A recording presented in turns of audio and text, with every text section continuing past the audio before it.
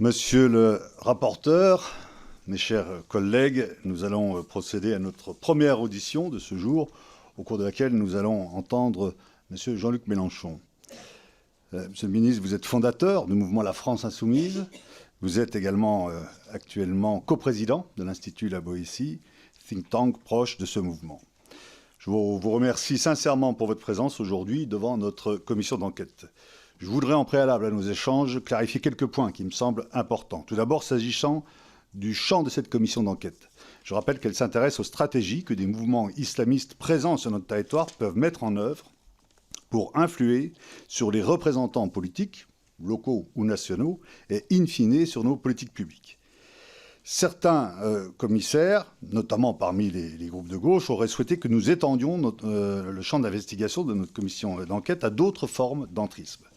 Toutefois, cela n'a jamais été l'objet de cette commission d'enquête qui traite spécifiquement de l'islamisme politique et s'inscrit en ce sens dans la continuité totale avec le rapport publié par le ministère de l'Intérieur en mai 2025, en mai dernier, sur cette idéologie. À cet égard, nos travaux permettent de dresser plusieurs constats. 1. Les mouvements islamistes présents sur notre territoire représentent une menace bien réelle et désormais documentée par les services de renseignement. 2. Ces mouvements souhaitent affaiblir certains de nos principes républicains, comme la laïcité, ou de nos valeurs, comme l'égalité entre les hommes et les femmes, ou la liberté religieuse. 3. Cet objectif les amène naturellement à s'intéresser aux représentants politiques et aux partis politiques. Sur ce point, nos travaux ont permis de constater qu'au niveau local, tous les partis politiques peuvent être concernés, les élus ne disposant pas toujours de toute l'information nécessaire pour distinguer les intentions de leurs interlocuteurs. Au niveau national, le risque se concentre sur quelques élus qui affichent une certaine proximité avec des individus pourtant proches des mouvements islamistes. Nous y reviendrons dans le cadre de nos questions. Autre précision sur le fond qui me semble importante au regard de la difficulté à aborder sereinement ce sujet, nous traitons bien ici d'islamisme politique, soit de personnes défendant une vision exacerbée de l'islam et cherchant à l'imposer d'abord aux communautés musulmanes présentes sur notre territoire et plus généralement à notre société. Nous ne traitons donc ni de l'islam, ni des musulmans, ni de toutes les décisions qui sont prises de manière tout à fait légitime d'ailleurs par les élus de la nation pour répondre aux besoins exprimés par les membres de cette confession religieuse. De la même façon, nous condamnons sans équivoque les amalgames entre islam et islamisme, ainsi que toutes les violences qui peuvent être exercées à l'encontre de personnes au nom de leur religion supposée. Nos travaux se concentrent donc sur un point très précis, évoqué, mais sans être pleinement développé, par le rapport du ministère de l'Intérieur de mai dernier, à savoir les rapports entre les mouvements islamistes et les représentants de partis politiques. S'agissant à présent de la méthode, et malgré tout ce qui a pu être dit, cette commission ne vise pas un parti en particulier. Nous ne sommes pas un tribunal et nos auditions se sont déroulées jusqu'à présent dans un climat serein. Simplement, nous essayons d'analyser le plus fidèlement possible des phénomènes sur lesquels l'ensemble de la communauté du renseignement nous a alertés. Nous avons ainsi auditionné des personnalités présentant des points de vue différents, proposés par différents commissaires. Par ailleurs, j'ai personnellement veillé à ce que tous les groupes soient invités à participer au bureau de la commission et qu'ils puissent s'y exprimer librement.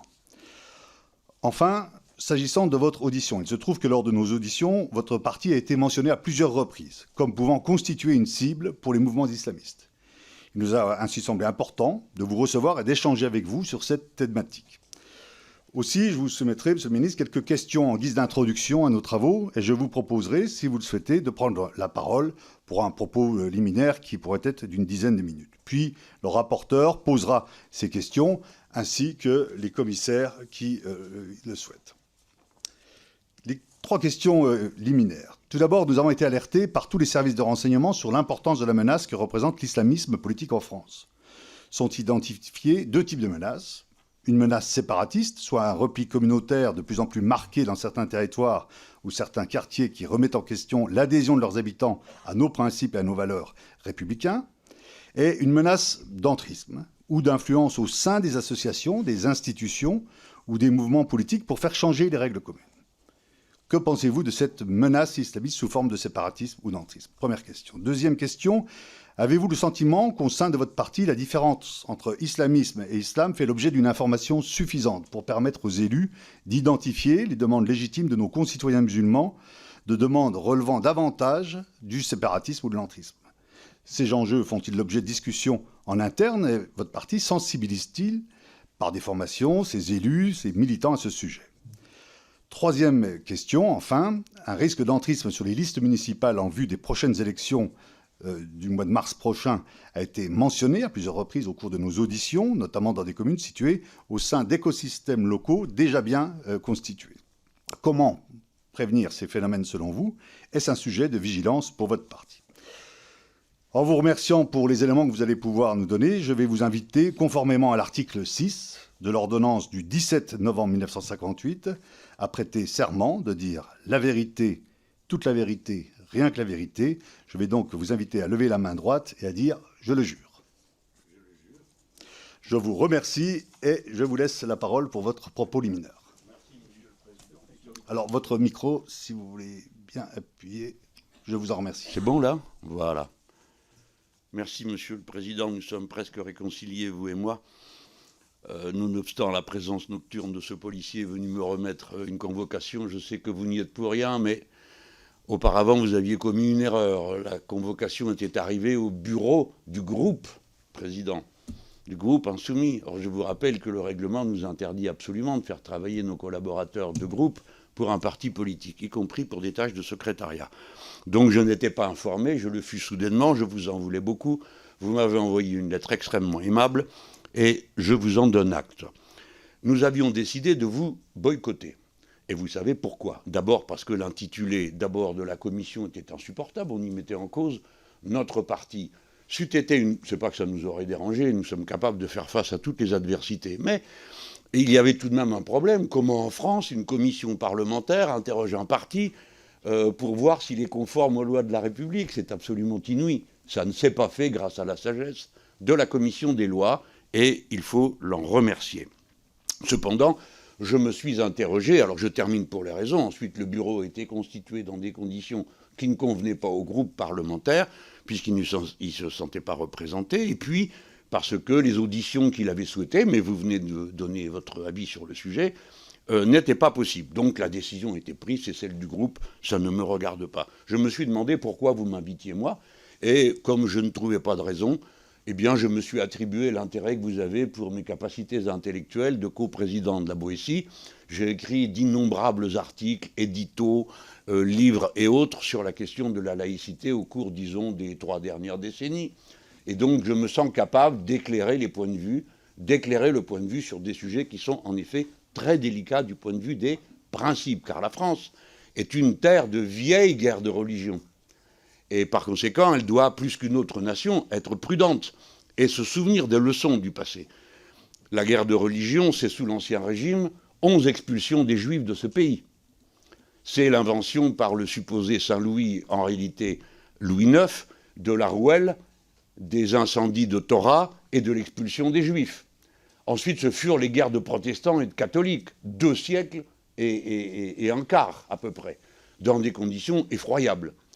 Dès lors, la laïcité dans notre pays n'est pas le résultat d'un colloque savant, elle est un accomplissement au terme d'une histoire où l'on a auparavant tout essayé pour essayer de s'en passer. Le massacre mutuel, l'expulsion, j'ai parlé des Juifs, mais les protestants sont partis à plus de 200 000 lorsque l'édit de Nantes a été aboli. Et pour notre malheur, ils ont été enrichir des pays qui ensuite nous ont mené des guerres implacables. Donc, j'ai pensé que c'est à cela, et j'espère que c'est à cela qu'on m'appellera dans un instant à répondre aux différentes questions. Mais je ne peux manquer de vous taquiner et de vous demander pourquoi vous n'avez pas dans vos auditions consulté des personnes qui me semblaient d'un plus grand intérêt que moi sur le sujet que vous avez bien délimité. Vous avez dit on ne parlera pas de l'islam, etc. Nous parlons d'un fait, une menace, dont je reconnais l'existence évidemment, au milieu de bien d'autres, mais elle existe. Et donc la France doit faire attention, agir avec intelligence, et dans un instant, j'y viens. Mais pourquoi ne pas avoir auditionné, par exemple, vous avez auditionné les rapporteurs, M. Courtade et M. Gouillette. M. Gouillette est un grand ambassadeur de France, qui a été le représentant de notre patrie dans de nombreux pays du monde musulman, et qui connaît bien son affaire. Et dès lors, moi, j'attache beaucoup d'intérêt à ce qu'il a dit, et au rapport. Je l'ai lu, je l'ai trouvé intéressant, mais je suis presque obligé de vous dire, n'y voyez pas mal que vous êtes hors sujet. Car dans le rapport, il n'est pas spécialement question des frères musulmans. La question s'est concentrée sur eux, et dans un instant, je vous demanderai pourquoi sur eux. Car des confréries dans l'islam, il y en a de toutes sortes, c'est propre à l'islam même. L'islam n'est pas un système vertical comme l'Église catholique, avec un organe qui dit la vérité à laquelle il faut adhérer, sous peine d'être excommunié. Ça n'existe pas. C'est pourquoi, sur tous les sujets dans l'islam, il y a toujours discussion. Et les savants de l'islam sont ceux qui rendent compte des points de vue à propos de telle ou telle question dans la religion. Pardon de faire cette parenthèse, mais je me suis intéressé à la vie intellectuelle des religions pour la raison qu'elles ont contribué à la formation de la culture nationale des Français. Nous avons combien de temps et de discussions de toutes sortes entre savants catholiques pour savoir si telle ou telle encyclique du pape était hérétique ou pas. Je vous rappelle Philippe le Bel qui fait se prononcer la Sorbonne sur la question de savoir si le pape Boniface a le droit d'ordonner de percevoir un impôt en France. Et les savants étaient bien embarrassés d'avoir à obéir à la fois au roi et au pape. Je passe cet épisode, j'y reviendrai si vous voulez, il est tellement savoureux. Mais enfin, des personnes qualifiées pour bien comprendre de quoi il s'agit. Nous avons avant tout besoin de science et de compréhension de ceux que nous affrontons. Quand nous affrontons des terroristes, notre intérêt est de les séparer du reste de la population et de ne leur valoir aucune sympathie. Et il faut comprendre que dans leur stratégie, il est prévu que nous nous emportions au point que nous confondions tout. La religion dont ils se réclament, à tort si l'on en croit les savants musulmans, la religion dont ils se réclament, les actes qu'ils posent, etc. C'est ça qu'ils espèrent. Qu'on s'entretue entre nous, qu'on commence à se disputer entre Français, parce que celui-ci n'est pas de la bonne religion ou celui-là. C'est aussi vieux que la guerre de religion. Entre catholiques et protestants, chacun imputait à l'autre une connivence avec l'étranger, qui existait d'ailleurs. La Ligue de Condé est liée aux Espagnols.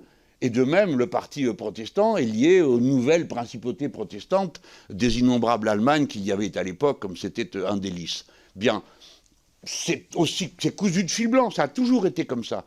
Et les violences de l'un servent à justifier les violences de l'autre, tout le temps. Les terroristes ne font que ça.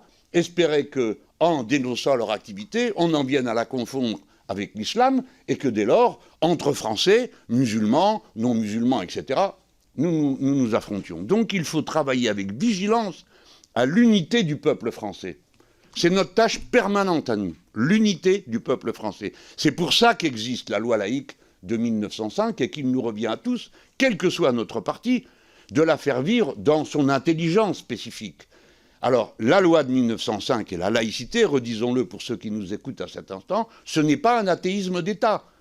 La laïcité, ce n'est pas l'interdiction de ceci ou cela, c'est une loi de liberté. Et d'où vient-elle ? De la bataille qui est immédiatement commencée entre catholiques et protestants, puisque le roi venait de Dieu et de sa décision, alors de laquelle des deux religions procédait son autorité. Très vite, les rois s'aperçoivent que de cette histoire, ils ne sortiront pas indemnes. Et ils commencent par dire, attendez, nous, on est les rois de tous les sujets. Non, ça s'est passé comme ça. Et il a fallu que tout ce cheminement du siècle, des siècles, 2 siècles et 19 ans, vous avez ensuite un parti royaliste qui se fiche complètement de savoir qui Dieu a choisi. Et ils disent la loi française, c'est la loi salique, l'aîné de la branche aînée est roi de France. On ne se soucie pas de savoir d'où il sort. Patatras, il était protestant. C'est Bourbon de Navarre. Et il a fallu surmonter ça. Et puis il y a la Révolution, et puis il y a la Commune, j'en passe. Mais c'est pour vous dire, le problème auquel nous sommes confrontés n'est pas nouveau, et nous devons tenir compte des enseignements du passé, ayant pour objectif l'unité des Français. Donc pourquoi n'avez-vous pas, puisque là vous êtes en train de faire la chasse aux extrémistes, pourquoi ne pas avoir consulté M. Lang, qui est le président de l'Institut du monde arabe, qui a une très grande science et compréhension de ce qui se passe dans le monde islamique, ou M. Bernard Cazeneuve, qui lui a vécu en première ligne l'attentat épouvantable qui a meurtri notre patrie si profondément au Bataclan. Ou bien, tenez, et j'arrêterai, là c'est la taquinerie. M. Wauquiez, c'est lui qui a inventé cette commission, il s'y est tellement mal pris qu'il a fallu en changer le nom. Et pour finir, il vous abandonne, il ne vient même pas là. Il a peut-être des idées, c'est lui qui a inventé l'idée que nous serions responsables, nous, les insoumis, de je ne sais quelle connivence. Où est passé M. Wauquiez? Pourquoi ne vient-il pas ici? Pourquoi ne vous supplie-t-il pas, Président, de pouvoir venir vous tenir informé de ce qui l'a motivé à nous pourchasser comme il le fait? Je passe à propos de M. Retailleau ou de M. Hollande, qui étant président de la République, ayant avoué publiquement qu'il avait pris des décisions extrêmement rudes à l'égard des ennemis de notre pays, si vous voulez bien vous souvenir de ce à quoi je suis en train de faire allusion. Bref, voilà. Si vous voulez interroger des gens qui ont des liens avec les terroristes, interrogez les membres du Rassemblement national, mais je veux immédiatement préciser ceci. Je ne suis pas en train d'accuser le Rassemblement national d'avoir un lien avec le terrorisme. Mais 2 de ses membres ont été pris la main dans le sac, l'un à vendre des armes, l'autre à aider le travail. Je précise bien, je n'en accuse pas le Rassemblement national, je ne l'ai jamais fait. Je fais preuve de mesure. Mon domicile a été entièrement saccagé. Et sur tous les murs, il y avait des slogans du Rassemblement national. Je n'ai jamais accusé le Rassemblement national d'avoir décidé cette agression, car je ne le crois pas. Voilà pourquoi je ne crois pas que le Rassemblement national soit un mouvement qui soit lié au groupe terroriste. Cependant, les connexions existent pour des raisons qui sont idéologiques, et il faut les comprendre. De telles connexions n'existent pas pour nous, puisque par définition, nous sommes un mouvement qui postule que la similitude des êtres humains crée leur égalité en droit. Dès lors, tout ce qui s'apparente de près ou de loin à des distinctions qui reposent sur autre chose, nous les combattons toujours. Nous les combattons au sens de nous ne voulons pas qu'elles deviennent des règles politiques. Alors, me voici tout de même devant vous. Alors, vous pouvez vous en étonner après ce que je viens de vous dire. Mais je vais vous dire pourquoi. Eh bien, parce que votre commission a déjà produit les documents qui nous innocentent absolument. Qui ? Tous les responsables de services de renseignement du pays que vous avez entendus. J'ai lu les comptes rendus. Aucun ne dit qu'il y a un lien entre nous et les islamistes. Ils disent même le contraire. Aussi bien s'agissant des frères musulmans qui sont en cause dans ce qui nous occupe présentement, eh bien, le rapport de M. Courtade et de M. l'ambassadeur Gouillette dit, il ne peut pas être plus clair. Au niveau français, dit M. Courtade, je ne connais pas de stratégie constituée d'influence de la mouvance frériste auprès des partis politiques. À l'heure actuelle, certains militants islamistes politiques qui n'agissent pas nécessairement sur ordre mènent au niveau local des stratégies d'influence, parfois d'obtention d'avantages, voire d'emprise. Mais, dit M. Courtade, je répète que nous n'avons pas observé ni documenté ou étudié une stratégie d'influence au niveau national sur les partis politiques. Alors, à plus forte raison, sur nous. Ceci vient de votre compte-rendu, pas de nos investigations à nous, car nous en menons aussi, et je vais vous en dire un mot pour vous mettre en garde contre ce qui vous arrive. Alors, pareil, les responsables de renseignement français ont dit, nous, on n'a pas vu ça, mais c'est le moment pour moi maintenant de vous mettre en alerte. Quelque chose se passe d'un peu bizarre dans ce pays. Le député insoumis Carlos Bilongo, Martins Bilongo, est rapporteur sur la préparation de la condition de la COP28. Une activité parmi d'autres traditionnelles chez les parlementaires. Le voici qui se rend là-bas, aux Émirats arabes unis, et dans son rapport mentionne le fait qu'il trouve surprenant, il n'accepte pas l'idée que le responsable de la COP28 soit lui-même un responsable d'une compagnie pétrolière. Bon, il rentre, et il s'est voué une haine apparemment absolument indépassable, et voici que se mettent en mouvement des services de renseignement qui noyautent ici, là, et en particulier l'administration française qui se met à pourchasser M. Bilongo pour une histoire assez confuse. Je vous renvoie à lui. Mais M. Bilongo a été mis en cause par un service d'intelligence ennemi. Ennemi, puisque personne n'est autorisé dans ce pays à nous espionner ou à nous manipuler. J'ai le souvenir heureux de M. Charles Pasqua, qui avait expulsé, je lui ai dit une fois, tu as expulsé 47 diplomates, Charles. C'était des diplomates américains. Et il m'avait répondu, pas du tout, moi, j'ai expulsé 47 espions. Voilà comment, depuis toujours, les Français n'ont jamais admis, y compris des puissances amies, qu'elles se mêlent de nos affaires. Par conséquent, nous avons protesté. Que s'est-il passé? Rien. Là-dessus, nous voici partis avec un sondage qui donne lieu à toutes sortes de commentaires dans la presse en disant il est manipulé. Qui l'a fait? Vous avez reçu 2 personnes. Président, il est important, monsieur le rapporteur, monsieur le président, que vous sachiez qui vous a recommandé d'entendre ces 2 personnes. Car elles sont liées à un journal qui n'existe pas, mais qui est distribué gratuitement à l'Assemblée nationale. Et ce journal est lié à un fonds qui lui-même est lié aux Émiratis. Tout ça est expliqué dans les documents que je viens de vous transmettre, non pas de nous, les Insoumis, mais du Monde, de Mediapart et de Orient 21. Par conséquent, et que se passe-t-il? Alors je m'empresse de dire aux Émiratis qui éventuellement m'écoutent que je n'ai rien contre eux ni l'affaire et n'en veux pas. Mais il n'empêche qu'ils ont manipulé. Ils ont manipulé et ils se donnent pour objectif, c'est l'objectif de ce journal, Écran de veille, de provoquer des débats publics. Et c'est eux qui, par compétition avec le Qatar, ont imaginé qu'il fallait mettre en cause des frères musulmans pour mettre en cause le Qatar. Sans doute y a-t-il des frères musulmans en France, bien sûr. Il y a de tout en France, sur tous les sujets. Et par conséquent, pourquoi n'y aurait-il pas des frères musulmans? On dit, d'après le rapport, qu'il y en a dans 8 mosquées. Il y en a 2600 de mosquées en France. Par conséquent, rien d'autre que ce qu'on doit regarder en faisant attention et surtout en évitant de se donner en spectacle pour donner de l'importance ou de la visibilité à des choses qui parfois n'en méritent pas, si on veut vraiment qu'elles n'en aient pas. Voilà pourquoi je vous mets en garde. Je vous dis, comme en tant que compatriote, attention, il y a une puissance extérieure à la France qui manipule et s'ingère dans toutes sortes de circonstances pour mener ses comptes avec le Qatar. Mais c'est normal.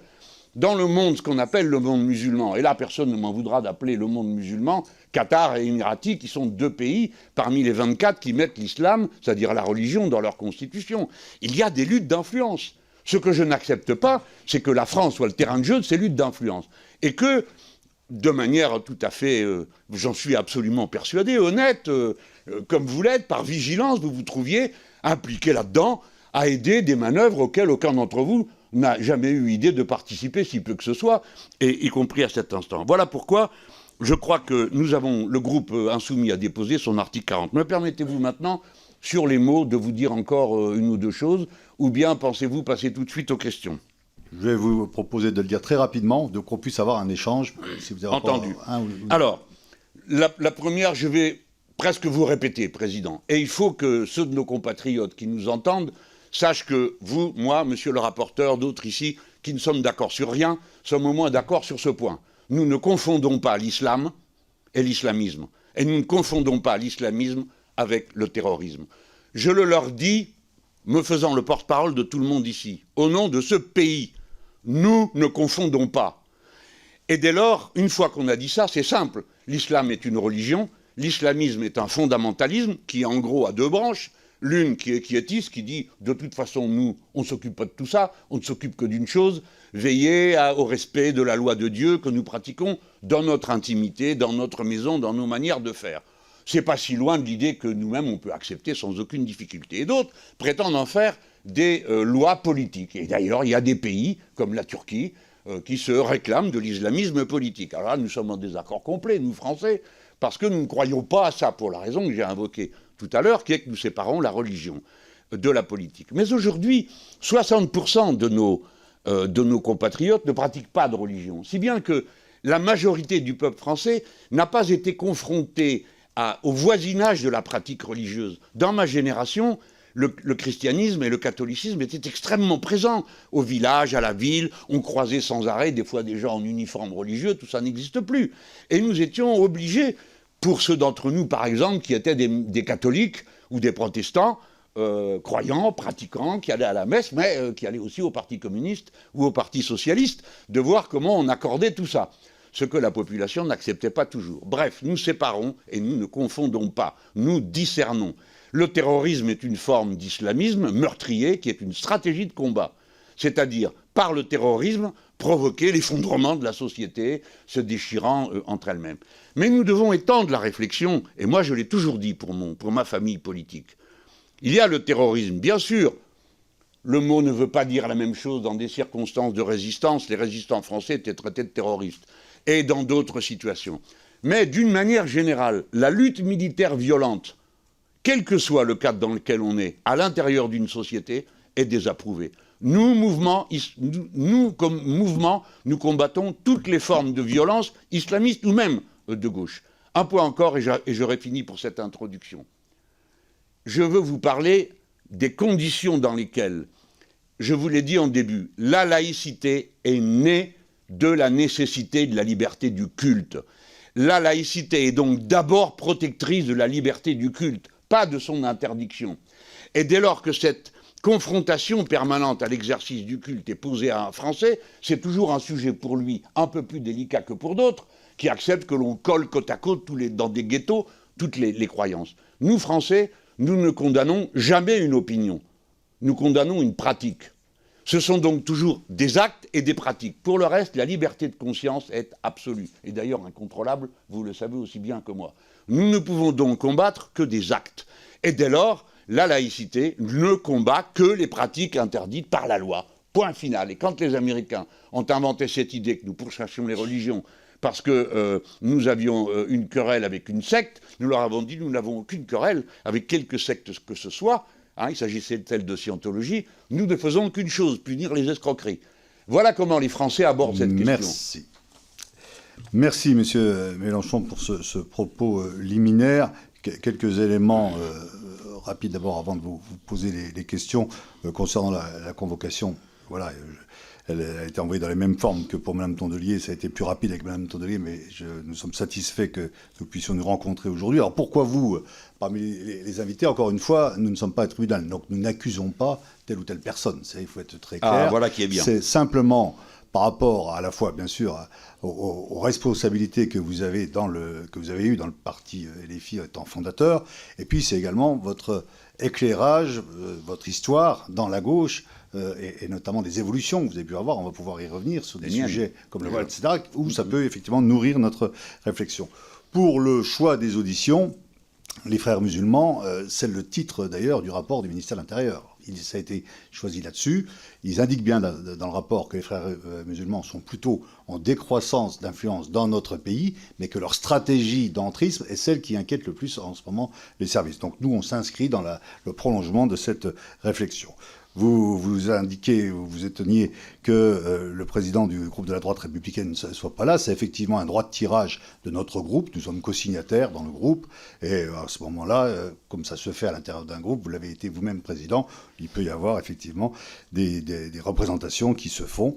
Et donc, c'est moi qui m'en charge au niveau de cette commission d'enquête.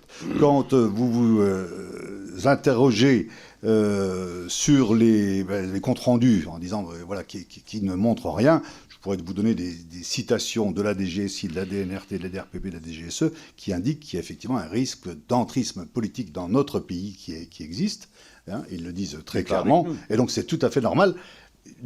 Ils ne ciblent pas vous en particulier, voilà, c'est très clair, mais il y a effectivement de l'entrisme politique.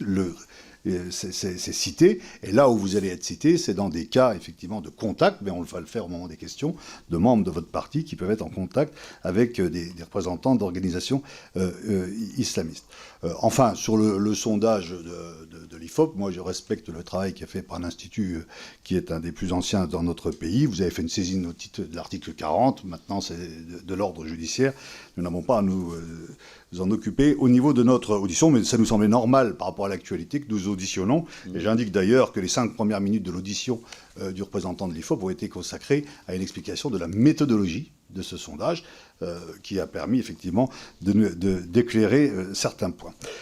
Nous en venons maintenant aux questions et aux réponses, et je vais donc inviter monsieur le rapporteur à poser ces questions. J'aurai l'occasion de le faire, et ensuite ce sera les collègues qui voudront le faire. Monsieur le rapporteur.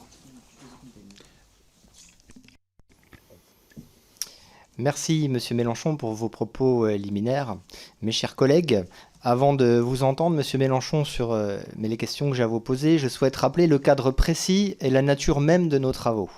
Une commission d'enquête, ça a été dit, n'est pas un tribunal, elle ne juge pas, elle ne condamne pas, elle n'instruit pas à charge, et contrairement à ce que j'ai pu entendre beaucoup dans la presse, elle n'a pas les moyens d'investigation du système judiciaire, et c'est pas fait pour ça.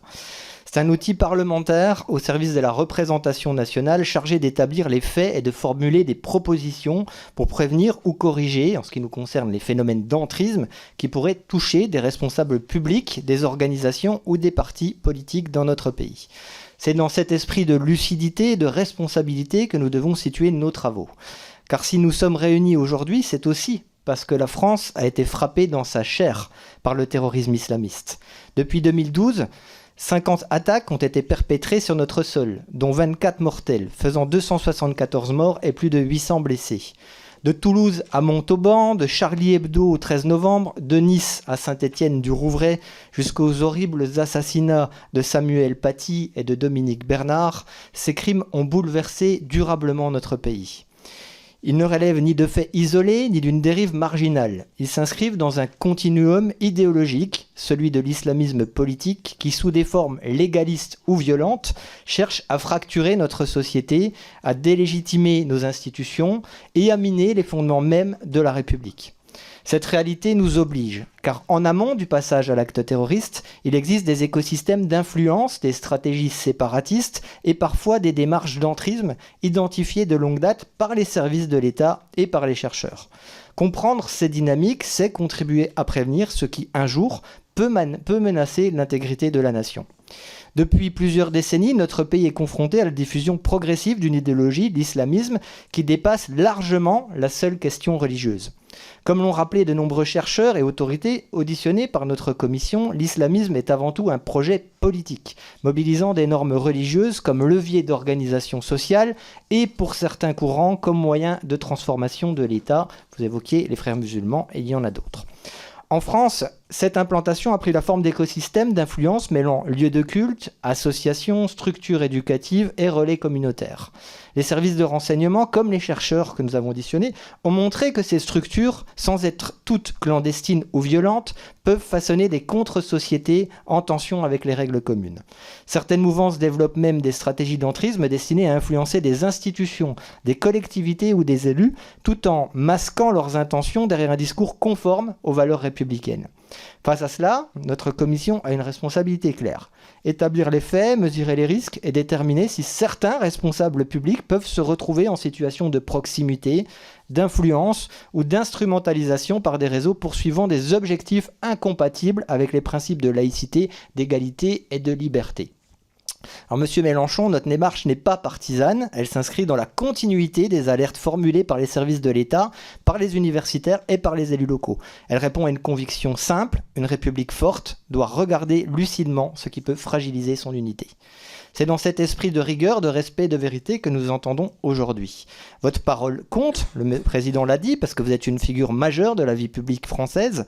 Elle compte aussi parce que certains discours, certaines alliances militantes ou certains relais associatifs suscitent des interrogations légitimes auxquelles cette audition doit permettre d'apporter des réponses claires. Monsieur Mélenchon, les travaux de la commission ont mis en évidence dans plusieurs communes de notre pays des situations où des individus issus de mouvances islamistes ont pu exercer une influence ou accéder à des responsabilités locales. Je pense par exemple au cas de Colombes, où le directeur du cabinet du maire cumulait ses fonctions municipales avec celles de responsable d'une mosquée et d'une école coranique identifiées comme vecteur d'un enseignement problématique. Ou encore au cas de Villeneuve d'Ascq, Valenciennes ou Douchy-les-Mines, où des personnes proches d'un écosystème frériste ont été élues ou placées à des postes d'influence. Ces exemples illustrent un phénomène d'entrisme qui peut toucher n'importe quelle formation politique lorsque la vigilance se relâche, y compris dans la sphère locale. À cet égard, une autre forme d'entrisme, davantage idéologique, a été revendiquée publiquement en 2022 par Mme Houria Boutelja, qui est fondatrice du Parti des indigènes de la République.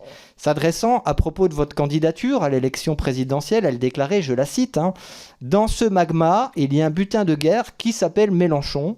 C'était une espèce de laïcard de dingue, disait-elle, et aujourd'hui il dit des choses qu'il n'aurait jamais dites il y a 15 ans. » Cette phrase vous désigne donc explicitement comme une sorte de cheval de Troie présenté comme un instrument permettant de faire avancer un agenda politique hostile à ce qu'elle appelle elle-même les laïcards et assumant une logique d'influence sur un candidat aux plus hautes fonctions qui était l'élection présidentielle.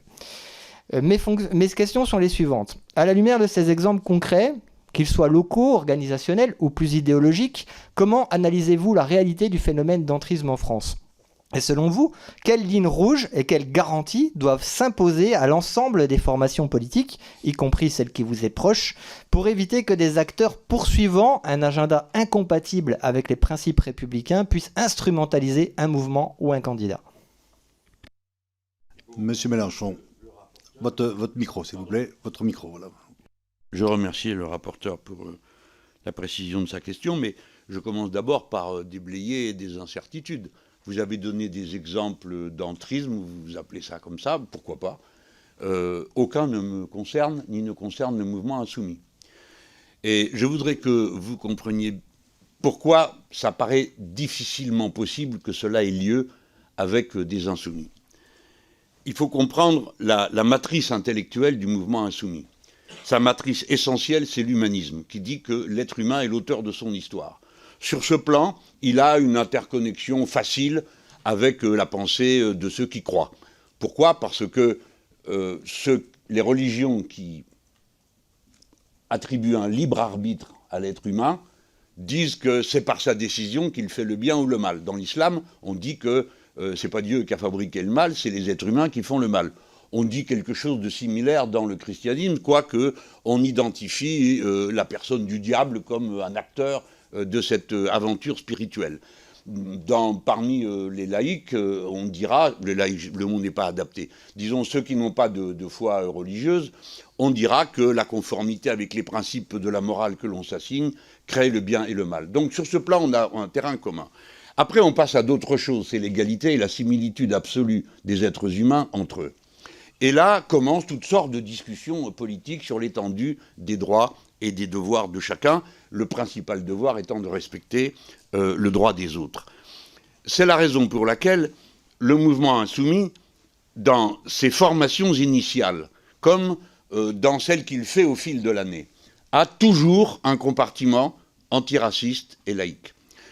Nous avons une école de formation avec des stages régionaux, des stages nationaux. L'un est un stage national qui dure 6 mois, 1 an, 6 mois, et dans lequel on vient tous les 15 jours à une rencontre nationale, le mouvement prenant en charge les frais que cela déclenche pour ceux qui y viennent. Et dans la formation de base, il y a pour toutes les promotions, toutes, sans exception, les 2 cours sur le racisme et le cours sur la laïcité de l'État. Le cours sur la laïcité est donné par monsieur le philosophe Benoît Schneckenburger, qui est par ailleurs aujourd'hui le président de la libre pensée. Vous imaginez qu'une telle présidence lui donne une vigilance spéciale sur la question de la foi. Et comme notre but n'est pas d'endoctriner, mais de faire réfléchir, il va de soi que chaque fois qu'il vient, eh bien, il se heurte à des amis qui trouvent ces formules excessives et qui, de ce fait, réfléchissent, puisque existe entre nous, comme vous l'imaginez, une grande tolérance d'échange des points de vue. Ensuite, donc, toutes les promotions de cadres de notre organisation sont confrontées à cette double formation. Celle qui va sur le racisme prend donc en compte absolument toutes les formes de racisme, l'antisémitisme, la négrophobie, que sais-je encore, tout ce qui est répandu par l'ennemi pour, je vous parle avec mon vocabulaire là, diviser le peuple. Car pour nous, l'acteur de l'histoire est le peuple, nous l'avons décrit d'une manière matérialiste, et nous pensons que notre adversaire, l'oligarchie, est incapable de dominer la société si elle ne divise pas le peuple. D'où la vigilance spéciale à ne pas accepter d'être divisé par le racisme et la vigilance sur la laïcité. Et donc, nous passons notre temps à expliquer ça. Mais nous le faisons avec assez, comment dire, nous sommes des militants politiques, je ne vais pas vous apprendre ce que c'est, vous êtes vous aussi un militant politique, vous êtes un député, vous savez que l'enjeu de la vie politique, c'est la conscience. La meilleure manière d'intervenir dans la formation des consciences, ça n'est pas de donner des ordres, c'est de faire comprendre l'environnement d'une idée. La question de la laïcité de l'État est fondatrice pour nous, pour éviter qu'on vienne à réclamer de l'État des mesures qui protègent telle ou telle chose. Nous passons notre temps à expliquer la liberté républicaine est une liberté absolue. Nous n'interdisons pas, par exemple, il y a dans notre pays la liberté de l'interruption volontaire de grossesse, mais personne n'est obligé d'avorter, personne. Mais celles qui veulent le faire peuvent le faire parce que la loi le permet. De manière assez étrange, on a permis que la profession médicale puisse faire valoir une clause de conscience pour refuser d'accomplir l'acte d'avortement. Je ne vous cache pas que personnellement, si je comprends ce que ça peut représenter pour quelqu'un qui est croyant, d'un autre côté, je vois là un biais, une exception à la loi qui pourrait être ensuite étendue. Car ceux qui ont une fonction publique, quelle qu'elle soit, une utilité sociale, peuvent se réclamer à tout instant de leurs propres convictions religieuses pour empêcher que la liberté des autres s'exprime, il y a un problème. Je ne vous dis pas, je ne mets personne en cause à cet instant. Je dis que, de temps à autre, nous sommes placés devant une contradiction qui nous pose problème, nous interroge, et quoi à la fin ? Eh bien, à la fin, on applique la loi, et puis voilà. C'est ce que je fais. Donc, alors, ça, c'est la réponse de fond pour le mouvement insoumis. Et alors, est-ce que ça nous protège de tout ? Ben non, bien sûr que non.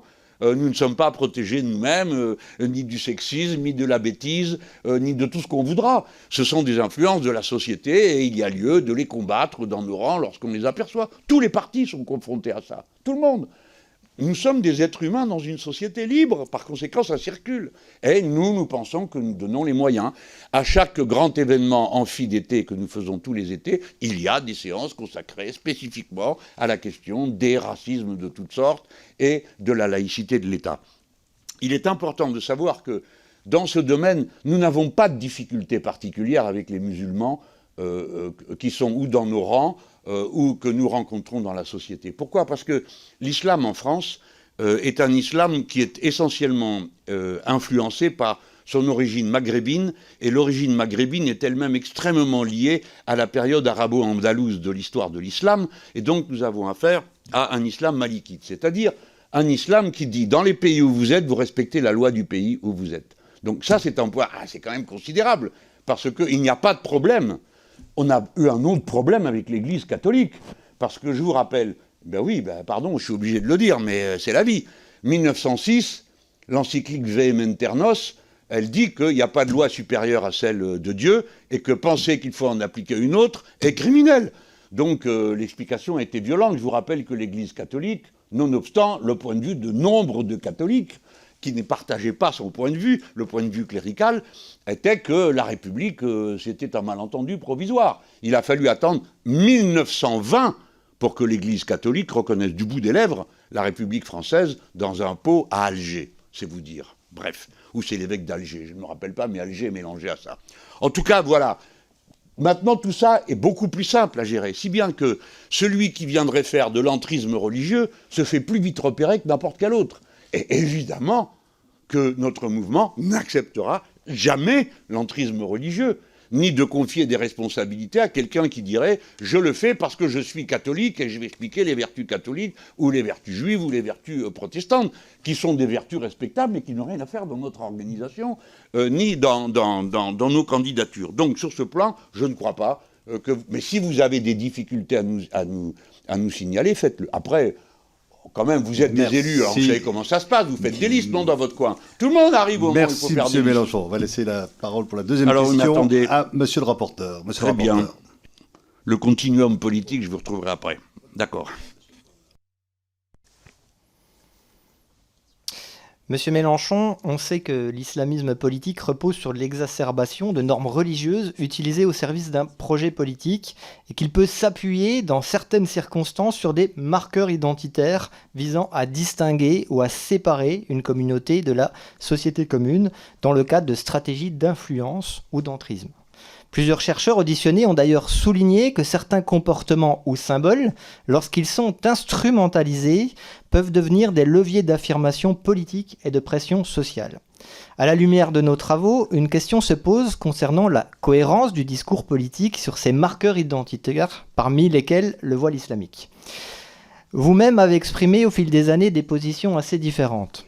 En 2010, vous considériez qu'on ne peut se dire féministe en affichant un signe de soumission patriarcale et que le voile constituait un stigmate que l'on s'inflige. Je vous cite, Monsieur Mélenchon. En 2015, vous qualifiez encore le voile de signe de soumission. Mais en 2025, 10 ans plus tard, vous avez déclaré avoir changé de regard et estimé que vouloir interdire le voile aux mineurs serait une violence, une insulte, un mépris. Dans ce contexte, et alors que notre commission n'examine pas la foi des individus en aucune façon, mais l'utilisation possible de symboles religieux à des fins politiques par certains réseaux en ce qui nous concerne islamistes, j'aimerais vous interroger très factuellement. Comment expliquez-vous cette évolution de vos positions sur le voile ? Faites-vous aujourd'hui une distinction entre le port du voile pour une femme adulte, par une adolescente ou par une fillette, au regard des phénomènes d'influence que l'on peut observer de la part de réseaux islamistes ? Et vous inscrivez-vous toujours pleinement dans le cadre de la loi de 2004 qui protège l'espace scolaire en interdisant les signes religieux ostensibles dans les écoles, les collèges et les lycées. Plus largement, comment un responsable politique peut-il, selon vous, concilier la défense de la liberté religieuse et la nécessaire vigilance face à l'utilisation de marqueurs religieux comme instrument d'entrisme ? Merci, Monsieur le rapporteur. Monsieur Mélenchon. Merci, Monsieur le rapporteur, pour cette question bien précise, et je vais vous faire la réponse aussi précise que possible. Je commence d'abord par ce qui me concerne, puisque vous avez évoqué mon évolution, et à juste titre. Mon point de vue a évolué. Mais il n'a pas évolué que sur l'islam. Il a évolué d'une manière générale. Je viens d'une famille catholique, de formation catholique, j'ai été enfant de chœur, et ma mère était extrêmement croyante. Grâce à quoi j'ai été protégé du racisme qui régnait dans les communautés françaises d'Afrique du Nord, où les propos n'étaient pas spécialement légers et délicats à propos des musulmans. J'en ai été protégé grâce à ça, je ne peux donc que leur remercier. Et là-dessus, ayant rompu avec la foi chrétienne à partir du moment où le divorce de mes parents leur a valu d'être excommuniés, je suis devenu une sorte d'enragé de la laïcité, ce qu'on appelle ensuite, toute ma vie on m'aura pourchassé pour cette histoire de religion. Alors on disait à l'époque, Mélenchon, il n'y a rien à en tirer, c'est un laïcard, donc on ne peut pas lui parler. Et puis, ma foi, je faisais avec, j'allais chercher ma section socialiste dans le village de Montaigu à la sortie de la messe, puisqu'ils allaient tous à la messe, sauf moi, et bon, ma foi, on arrivait à se supporter assez bien. Et ça s'est plutôt passé tranquillement. Et puis, la vie avançant, oui, j'ai renoncé à une forme d'anticléricalisme grossier, duquel je veux m'excuser auprès de ceux que j'ai pu blesser dans le passé. Voyez-vous, quand une seule fois dans votre vie, vous croisez un groupe dans lequel il y a une bonne sœur, dont vous vous êtes moqué, et qu'ensuite vous la retrouvez morte après avoir été torturée par des bourreaux d'extrême droite de l'Amérique latine, plus jamais vous ne pouvez dire quelque chose contre. Ce n'est plus possible humainement. Et de même pour des prêtres. Si bien que le laïcard que je suis a fait se lever toute une salle au moment où on m'a remis un diplôme en Argentine en évoquant la mémoire de nos 32 compatriotes assassinés par les dictateurs fascistes de l'Argentine. Et dedans, j'ai fait ma pause spéciale pour le curé et les deux bonnes sœurs en pensant que peut-être ça me vaudrait, de là où ils m'observent, un peu de leur faveur, de les reconnaître comme mes compatriotes et le combat extraordinaire qu'ils ont mené, qui grandit l'idée qu'on se fait de la France, puisqu'ils en sont morts. Ils en sont morts comme des gens qui défendaient la liberté. Alors, ce que j'ai jugé bon de faire concernant le christianisme, et les catholiques en particulier, je le fais pour les musulmans. Mais dans un autre contexte, car les catholiques ne font pas l'objet, fort heureusement en France, de persécution, de discrimination, comme c'est le cas pour les musulmans aujourd'hui. Je ne vous en accuse pas, mais l'ambiance est épouvantable. Ici, un sondage qui raconte n'importe quoi, là-bas, je ne sais quoi. Ça n'arrête pas. Les musulmans par-ci, les musulmans par-là, tout le monde ne fait pas preuve de vos discernements. Hein. Et ça y va, et la défenseuse des droits, la défendeur des droits dit, il y a maintenant une progression de la discrimination religieuse contre les musulmans qui est terrible. J'en viens au fond de votre affaire, le voile. Ah là là. Ça me rappelle le président de Rugy, qui a été président de cette assemblée. Au début que nous voici constitués en groupe d'insoumis, mes camarades, à la demande des femmes de notre groupe, décident que l'on ne porterait plus de cravate. Moi, pour un bon mot, j'y cède. Parce qu'après les sans-culottes qu'il y ait des sans-cravates, ça me réjouissait. Nous voici donc sans cravate. Et au bureau de l'Assemblée, un collègue, je ne sais plus lequel, ou si je me rappelle, je ne vous dirai pas lequel, je ne vais pas me moquer de lui, dit, alors il faut avoir une tenue décente, vous allez mettre une cravate et même des chaussettes. Des chaussettes? Oui, certains de vos collègues n'ont pas de chaussettes. Bon, alors je connais quand même de Rugy depuis un moment, je lui dis, écoute, si vous votez qu'on doit mettre des chaussettes et des cravates, on les mettra. Mais je vais te dire une chose. Ce qui va devenir intéressant, c'est quand tu vas nous expliquer ce qu'est une tenue décente pour une femme. Et de Rugy, qui est quand même quelqu'un d'intelligence, s'énerve et dit « Mais qu'est-ce que c'est que cette histoire? Allez, il y a la marre !» Et donc, on n'a plus parlé ni de chaussettes, ni de cravates dans ce... Ah là, même problème. Tiens, ça tombe sur les femmes. Alors, j'ai pensé, en effet, comme ça se disait autour de moi, que c'était un signe de soumission. Et je regardais un peu narquois les photos de ma propre famille, ma grand-mère avec un foulard sur la tête, ma mère avec un foulard sur la tête, ma sœur avec un foulard sur la tête, parce que autrefois, tout le monde mettait un foulard sur la tête, et sinon on disait d'une femme qu'elle allait, comme vous, mesdames, en cheveux. Et ça ne se faisait pas. Il fallait avoir un foulard sur la tête. Donc tout le monde portait un foulard. Voici que maintenant, les musulmans en portent, les musulmanes, et vous dites comme un signal. Bon, je ne vais pas contester que certaines personnes portent un foulard comme un signal religieux de leur appartenance à la religion musulmane. Il y a des Français qui portent des croix très visibles, y compris des collègues à qui il a fallu les faire retirer, etc. Bon, on connaît tout ça. Donc, je ne vais pas vous dire non, ce n'est pas vrai. Oui, c'est vrai, il y a des gens qui mettent ça sur la tête comme un signal religieux. Bien. À nous de faire preuve à ce moment-là de discernement. C'est l'État qui est laïque en France, c'est pas la rue. Et les adultes s'habillent comme ils l'entendent, sauf si leur tenue venait à choquer quoi? Par leur nudité. C'est pas le cas. Sinon, pour le reste, le seul habit qui soit interdit, c'est la burqa. Eh bien, depuis que ça a été interdit, vous n'en voyez quasiment plus. Et c'est comme ça. Ça prouve qu'en général, les gens respectent la loi. Hein. Même ceux qui sont un peu olé olé et veulent faire des démonstrations, quand il s'agit de la loi, tout le monde est fait du même bois. Hein. Voilà. Alors maintenant, allons plus loin. Les gens se mettent ce qu'ils veulent sur la tête. Des kippas, des chapeaux en fourrure, des voiles, dans la rue. La rue n'est pas laïque. Mais par contre, pour accomplir le service de l'État, là, ça n'est plus pareil. L'État est laïque. Donc, personne ne met de voile, personne ne met de chapeau de toutes sortes, et ainsi de suite. Voilà. Après, il faut faire preuve de discernement, suivant les circonstances, pour ne pas envenimer les problèmes. Et puis, curieusement, ça tombe encore sur les femmes. Mes collègues, pardon, monsieur le rapporteur, qu'est-ce que vous voulez qu'on fasse quand quelqu'un se met un foulard sur la tête? Vous comptez faire quoi? Courir dans la rue et lui dire « Enlevez ça, vous êtes une islamiste ». La personne vous dira « Pas du tout, il pleut, je mets ça sur ma tête ». Vous n'en sortirez pas. Vous voyez bien que ce n'est pas praticable. Alors après, on parle des enfants. Problème compliqué, car la loi reconnaît à chaque parent le droit de transmettre ses valeurs à ses enfants et les pratiques qui vont avec. Après tout, on pourrait dire à quelqu'un qui emmène son gosse à la messe le dimanche, eh bien tu le prives de sommeil. On ne fera pas ça, on n'est pas fous. Les parents transmettent leurs convictions. Et à propos du voile, je me suis posé la question, moi-même, c'est quoi ce truc? D'abord, est-ce que c'est une obligation? Non, ce n'est pas une obligation. Pourquoi je dis ça? Parce qu'il y a des obligations. Par exemple, un groupe de sénateurs propose d'interdire le jeûne dans le ramadan, mais c'est les 5 devoirs de l'islam de faire ramadan. Vous avez l'intention d'empêcher les gens de jeûner, comment vous allez faire? Personnellement, je pratique le jeûne intermittent, ça n'a rien à voir avec le ramadan, c'est ramadan toute l'année. Qu'est-ce que vous allez me demander de faire? Surveiller si je jeûne pour des raisons religieuses ou pas? Vous voyez, monsieur le rapporteur, ce que je veux vous dire, c'est que c'est inextricable. Et puis, c'est toujours la même histoire. C'est les femmes, elles mettent un voile, elles ne doivent pas faire ci. J'ai donc posé la question à une de mes amies, croyante musulmane, qui fait ses 5 prières, ce qui est un exploit. Il faut se lever à 5 heures du matin pour faire la première prière. Et je lui dis, mais pourquoi, toi qui es féministe, qui enseigne à ta fille toutes ces choses, pourquoi tu mets... Elle dit, mais moi je ne mets pas de voile. C'est pas une obligation. Je fais mes 5 prières parce que c'est dans les 5 obligations avec le ramadan, le pèlerinage et l'aumône. Bon, ça je le fais. Mais moi je ne suis pas soumis à un homme. À ce moment-là, elle me dit, moi j'en ai pas d'homme. Je suis soumise à Dieu.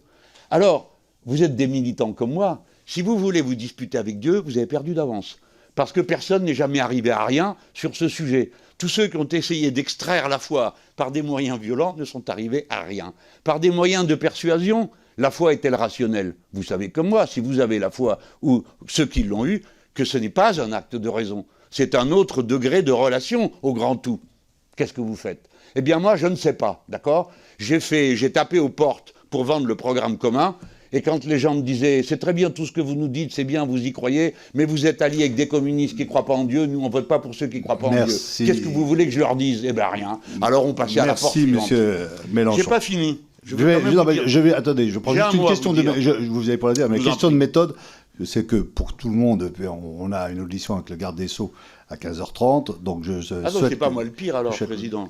On ne l'a jamais dit ça, monsieur le ministre. Et donc, qu'on ait le temps, à la fois le rapporteur pour se poser ces questions et vous invitez effectivement à ce qu'on soit dans un format un peu plus compact. Je vous en prie pour le dernier mot. Je termine sur mon format compact. Je vous lance le défi, monsieur le rapporteur, pour que vous soyez dans le même embarras que moi pour trancher des questions de cette nature. Vous me parlez du voile. Et des enfants à qui l'on met un voile. Et que dites-vous de la circoncision? Elle concerne des jeunes enfants qui on ne demande pas leur avis. Elle est présente dans 2 religions. Et maintenant présente dans les mœurs des gens qui n'ont pas de religion, mais qui considèrent que c'est une bonne chose de le faire. Personne ne pose jamais la question. Ça, c'est pas un problème. Les voiles sur la tête des filles, oui, c'est un problème. Et la circoncision. Il y a des gens pour qui c'est un problème, qui disent c'est une maltraitance. Comment allons-nous nous sortir de ça, monsieur le rapporteur, monsieur le président? Comme je suis là, je ne sais pas vous répondre. En tout cas, si vous avez des lumières, n'hésitez pas à nous les donner. Vous aurez posé la question. Monsieur le rapporteur.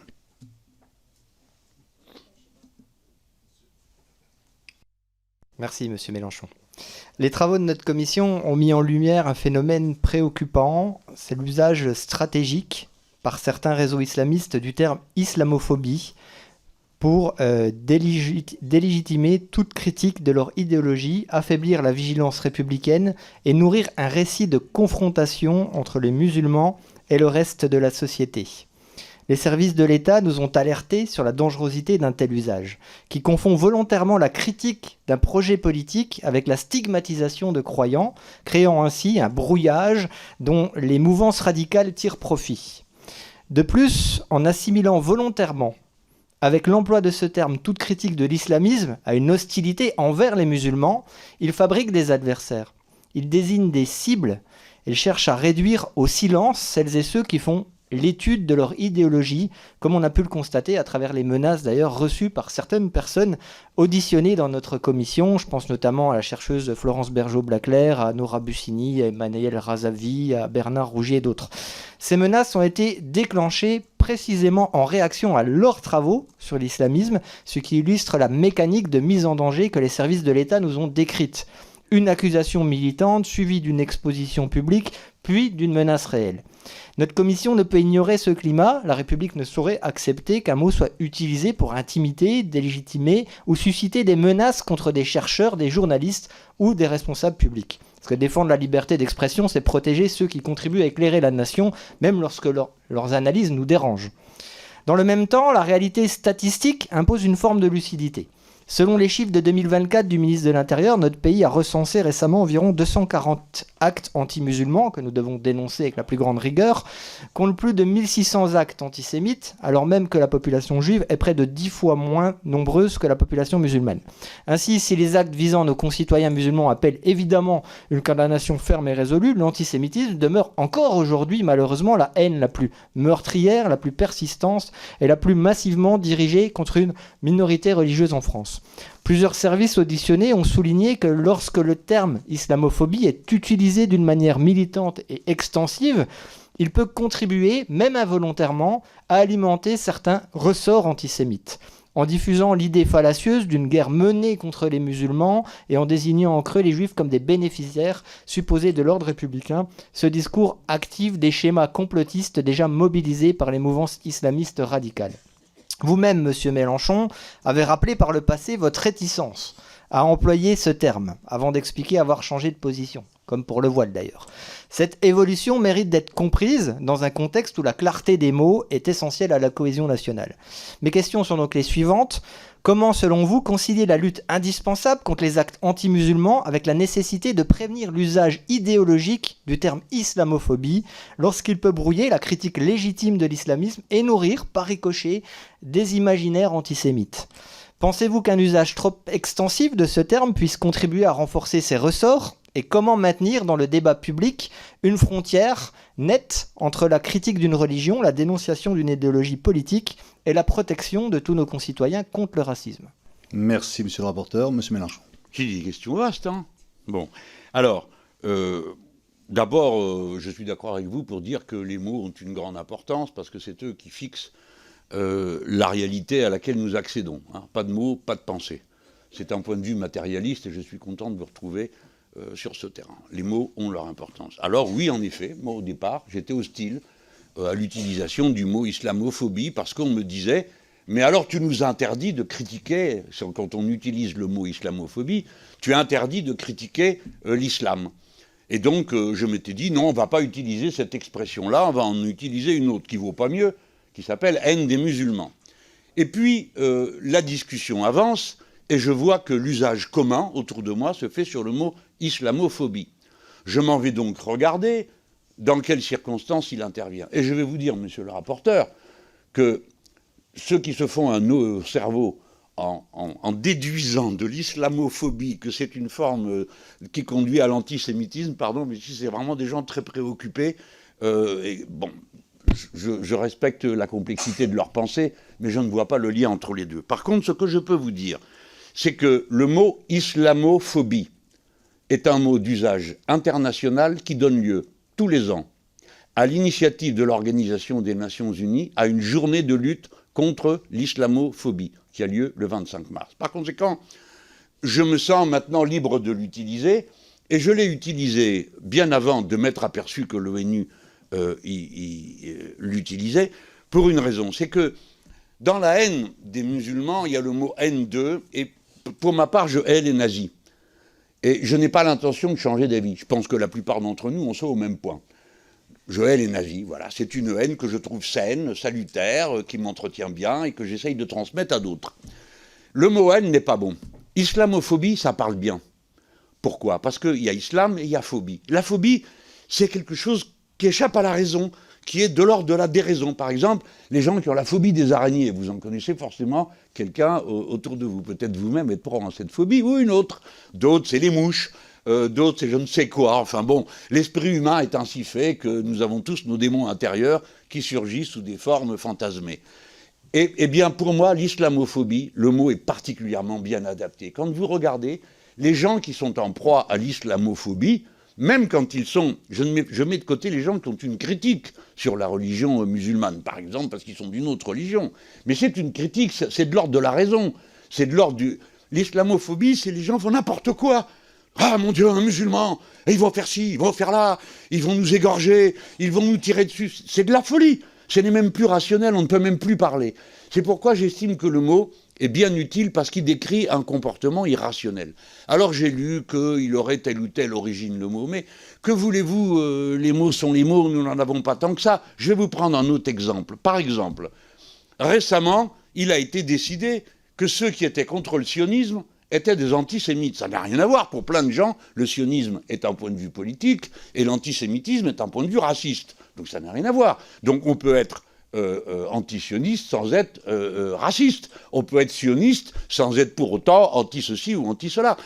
Donc voilà un usage qui a été fait abusif du mot, exactement comme on peut penser que le mot islamophobie contient toutes sortes de choses, et parmi elles des choses que nous n'accepterions pas. Mais ce n'est pas parce que nous refusons l'assimilation antisémitisme et hostilité au sionisme que nous allons rejeter le mot antisémitisme, parce que l'antisémitisme, c'est une réalité à combattre. De même, l'islamophobie est une réalité à combattre. Je préfère, moi, si vous voulez, me dire que je combats une phobie que de combattre une haine dont je ne saurais plus que faire. Je peux expliquer à quelqu'un pourquoi il est absurde d'avoir sur les musulmans un regard réducteur qui les ramène à ceci ou à cela. Moi, j'ai jamais dit que l'Église catholique était responsable du massacre en Norvège de 70 jeunes assassinés par un illuminé qui se réclamait de la religion catholique pour le faire. La religion catholique n'a rien à voir avec ça. Lui, il est en prison, mais il sert aujourd'hui d'idole à toutes sortes de gens qui continuent à utiliser son nom.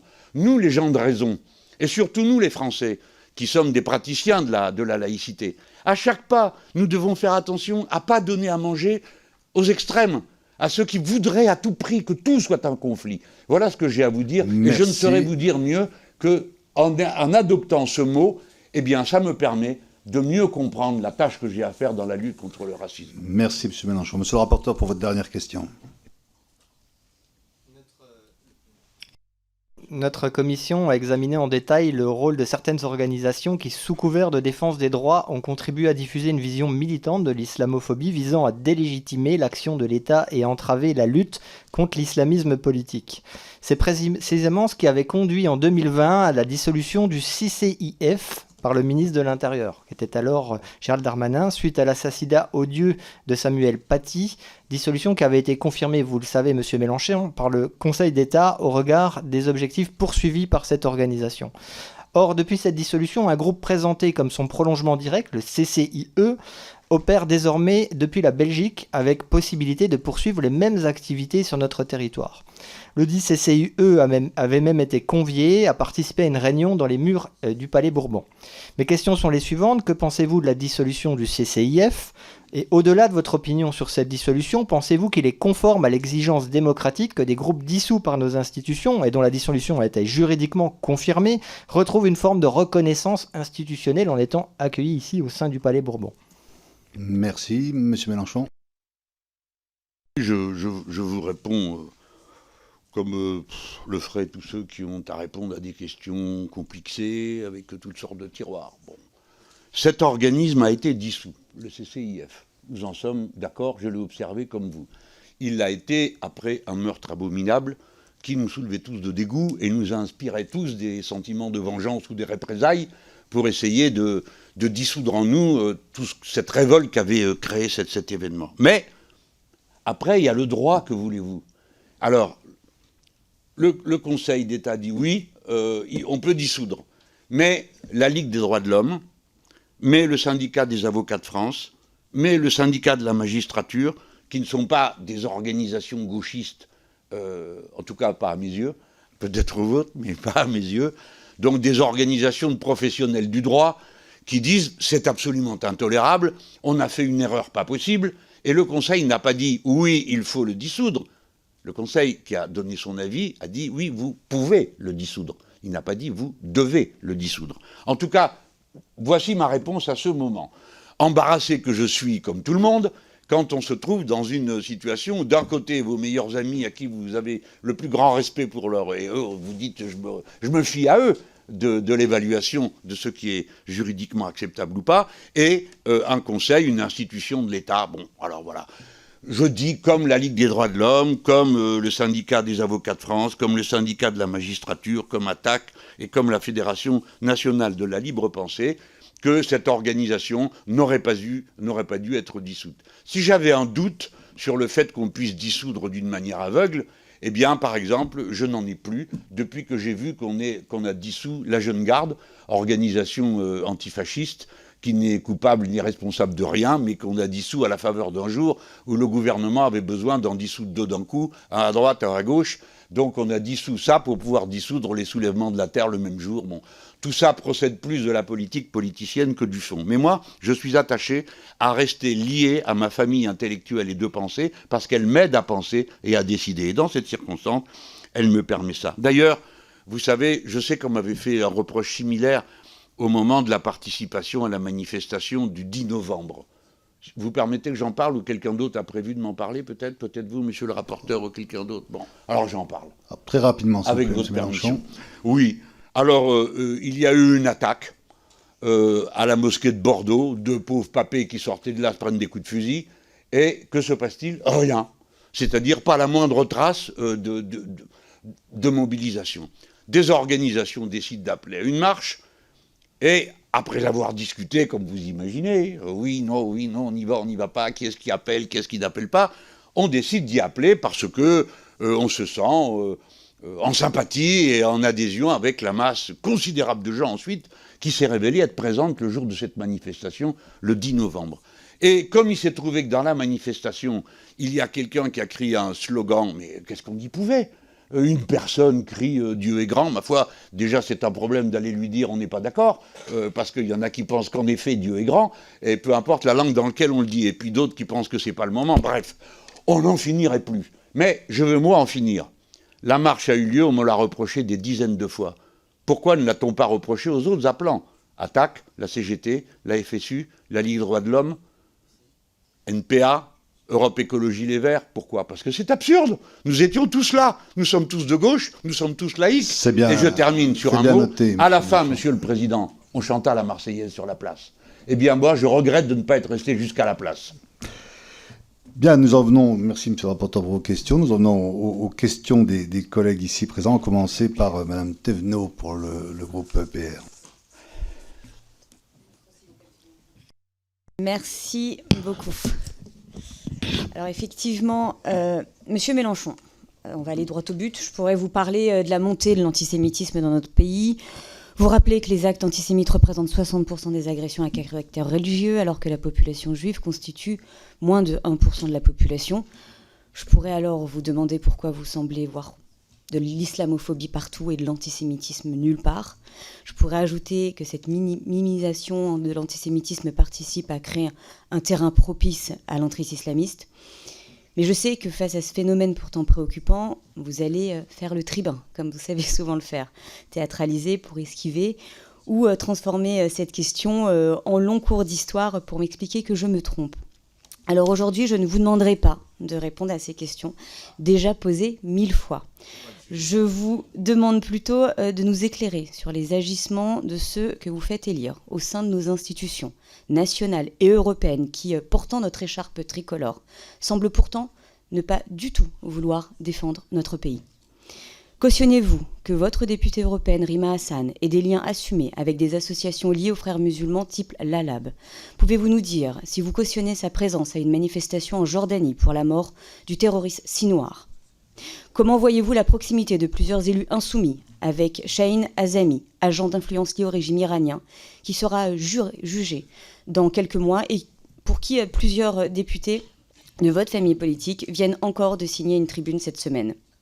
Pouvez-vous nous confirmer que vous avez apporté votre soutien à Julien Terry, enseignant qui avait fait une liste de 20 génocidaires à boycotter, des personnalités de confession juive, qui avait partagé d'ailleurs un visuel représentant des clichés antisémites?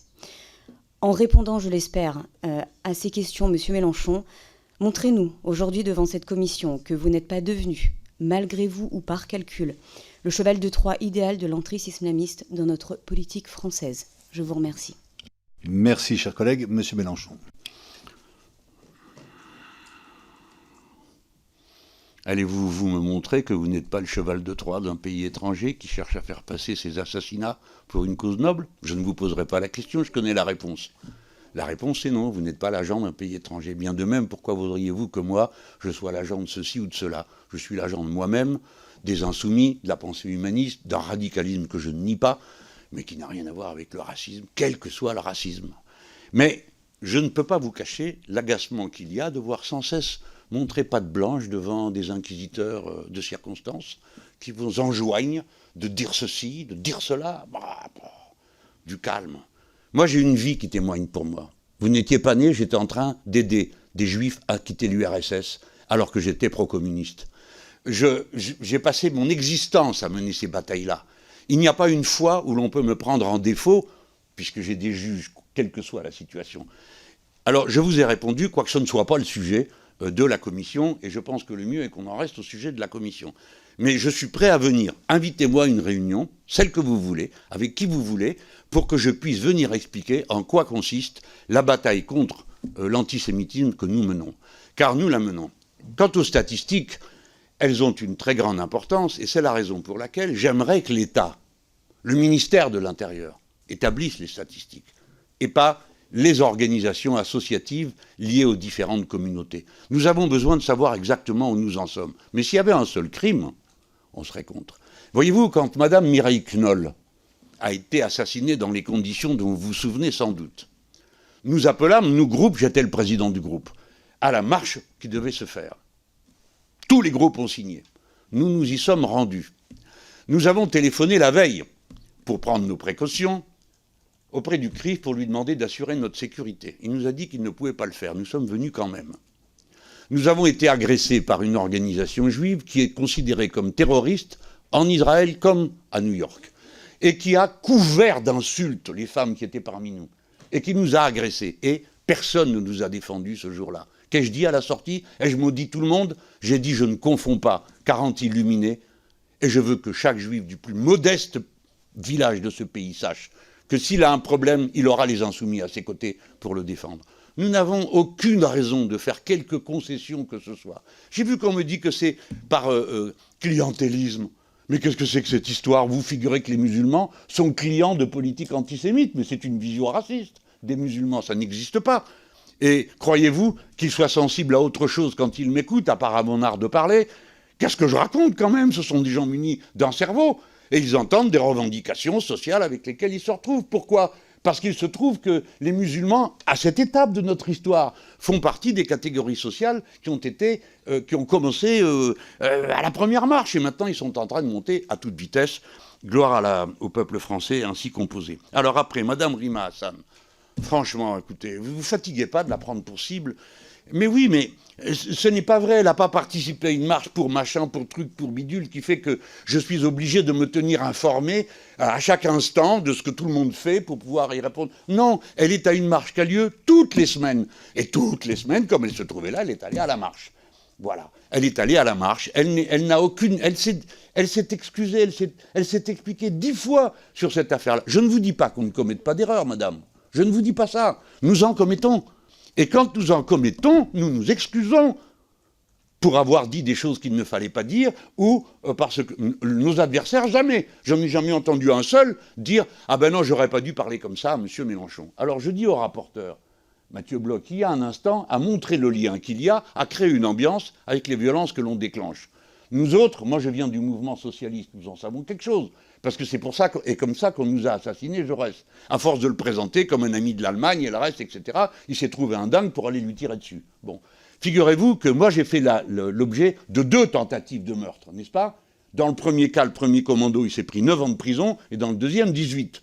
Donc, je sais de quoi vous parlez, monsieur le rapporteur. Et j'ai pas l'intention, moi, si peu que ce soit, de le créer pour les autres. J'aime la joute, j'aime la polémique, j'aime la dispute. Ça m'est agréable de participer au sens philosophique à la dispute, mais pas à ça. Pas à la menace physique, pas à l'intimidation, pas au meurtre, etc.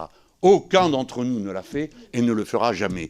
Et si quelqu'un a un comportement ambigu, alors je le lui dirai, vous me le signalerez, je lui dirai, il ne faut pas faire comme ça. Parce que moi, Mélenchon, qui suis un Méditerranéen, je parle avec les mains et avec les yeux, mais le reste du temps, il faut tous baisser d'un ton. Et j'y suis disposé. Votre question ensuite, c'était à Paris Hassan, l'enseignant. Alors, madame, mais vous serez vous-même la première à vous alerter de ce qui se passe dans ce pays. Voilà que des gens complètement illuminés se mettent à pourchasser les influences de ceci, de cela dans l'université. Quand est-ce que ça arrive? On n'a jamais vu ça en France. Il y a une liberté universitaire depuis Robert de Sorbonne. Ça date du VIe siècle. Donc c'est vous dire que ça fait un moment que dans ce pays, on dit que dans les universités, on raconte ce qu'on veut. Figurez-vous, j'exagère peut-être avec la date pour Robert de Sorbonne, mais c'est comme ça. C'est-à-dire, mais oui, vous allez voir, madame, pourquoi je vous dis ça. Parce que M. Thierry, c'est un enseignant. C'est un enseignant. Et voici qu'on a trouvé une porte d'entrée pour commencer la chasse à l'enseignant du supérieur que l'on prendrait en défaut. Qu'est-ce qu'il a fait? Il a pris une liste de gens qui ont signé une tribune.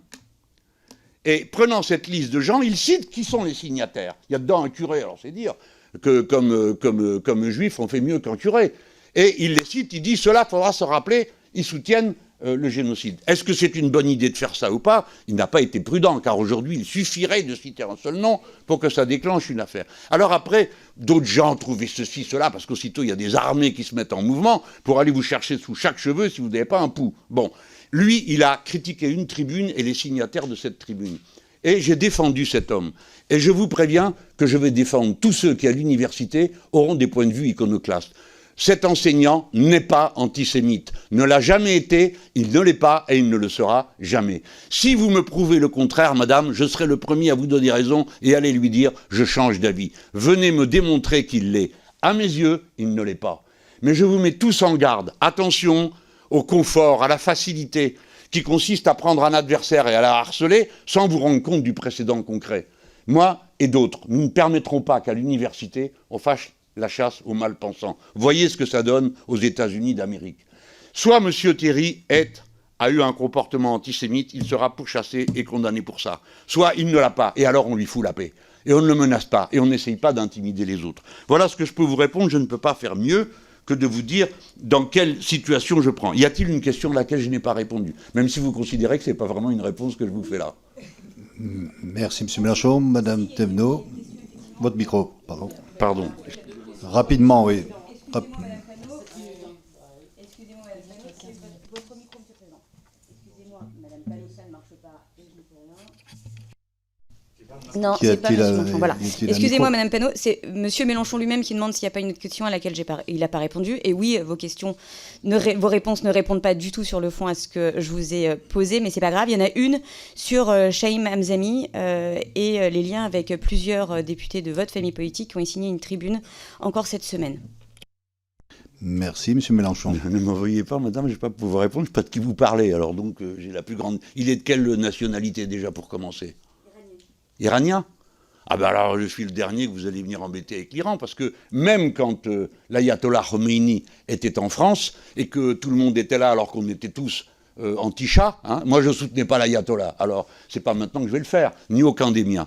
Non, avec le régime iranien, nous n'avons aucune, et d'ailleurs il nous rend bien la monnaie de notre pièce, parce que nous n'avons aucune sorte de sympathie, ni pour eux, ni de près, ni de loin, et dans aucune de leurs activités. J'ai d'ailleurs dit notamment qu'un régime dont le premier chef dit qu'il va rayer de la carte un État voisin, en l'occurrence il s'agissait d'Israël, ne peut pas mériter autre chose que notre mépris et notre volonté de le voir dégager le plus vite possible. Nous sommes opposés à tous les régimes théocratiques, tous, sans exception, et je n'en ferai pas la liste pour me fâcher avec le moins de monde possible dans cette salle, parce que je crois que j'en ai déjà assez fait. Tout à l'heure avec les Émiratis, à qui je tiens à répéter que je n'ai aucune querelle avec eux, mais s'ils veulent bien les espionner plus loin, ça nous arrangerait. Merci, M. Mélenchon. J'indique que nous avons eu un contact avec le garde des Sceaux, que l'audition est reportée d'1 quart d'heure. Ce n'est pas une raison pour que les questions et les réponses soient plus longues. Monsieur Saint-Toul, pour le groupe LFI. Rien, faut pas m'inviter. Ah pardon, excusez-moi. C'était ce qu'on m'avait indiqué. Autant pour moi, mille excuses, Monsieur Lachaud. Pardon. Merci, Monsieur le Président. Vous êtes tout excusé, évidemment. Monsieur le Président Mélenchon, nous sommes ici, nous le savons, sur l'injonction de la droite extrême et de l'extrême droite qui prétendent vouloir mettre au jour les liens existants entre les représentants de mouvements politiques et des organisations et réseaux soutenant l'action terroriste ou propageant l'idéologie islamiste. Chacun sait de quoi il retourne en réalité. Jeter l'opprobre sur la France insoumise et ressasser une énième fois les fantasmes islamophobes qui dominent aujourd'hui le débat public. Une farce qui ne mériterait que le rire et le dédain si elle n'avait pas pour conséquence de livrer des millions de nos concitoyens de confession musulmane au soupçon et à la vindicte en les amalgamant à une menace intérieure. Les précédentes auditions ont déjà permis de dégonfler le soufflet en établissant que ces élucubrations n'ont aucune base factuelle. Le directeur général de la sécurité extérieure, Nicolas Lerner, a ainsi déclaré qu'il n'y avait pas d'éléments prouvant des connivences structurelles au sens de plan d'action, de programme, d'échéance, d'agenda commun entre les partis politiques et la mouvance islamiste.